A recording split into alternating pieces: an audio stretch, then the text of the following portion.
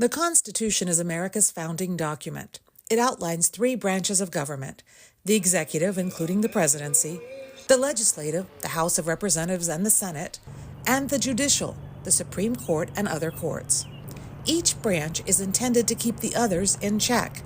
This separation of powers is at the heart of American democracy. We are navigating somewhat uncharted waters because of the assumed willingness of President Trump, if he were to be reelected, to explore the outer boundaries, including beyond where presidents had gone before.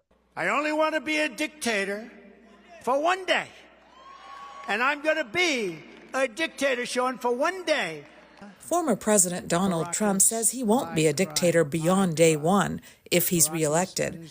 But what if a future president did try to exceed his or her power? If the allegation is that one branch is just simply going to run roughshod over the separation of powers, frankly, I don't know if it has yet been determined whether our system is strong enough to withstand that. He has openly said he will be a dictator on day one.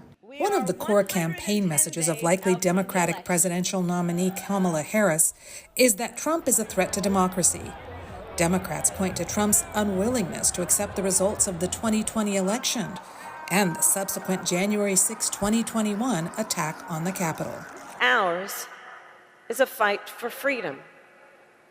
Across our nation, we are witnessing a full-on assault on hard-fought, hard-won freedoms and rights. They keep saying, he's a threat to democracy. I'm saying, what the hell did I do for democracy?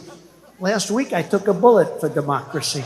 Voters aren't necessarily buying into the argument that U.S. democracy is in peril. I was talking to somebody a few weeks ago who said, you know, you hear all these things about Donald Trump trying to overthrow democracy, but he didn't do it. There's some sentiment among some of the independent voters that, well, it worked. The system worked, right? The transfer of power did take place, so we're okay. It's not easy for a populist leader to destroy democracy, according to Kurt Weiland, who studies democracy and authoritarian rule. It only happens if there's some real institutional weakness and some very special conjunctural opportunity. And so my argument is that in the United States, those conditions really don't apply.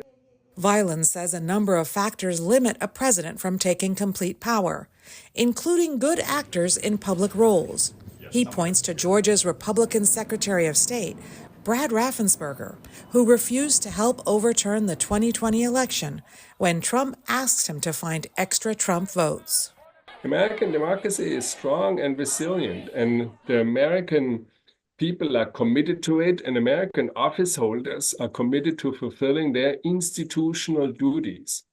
Weiland says leaders have a better chance of destroying democracy when they have massive popular support, with approval ratings well over 70%. Trump's highest approval rating as president was 49%.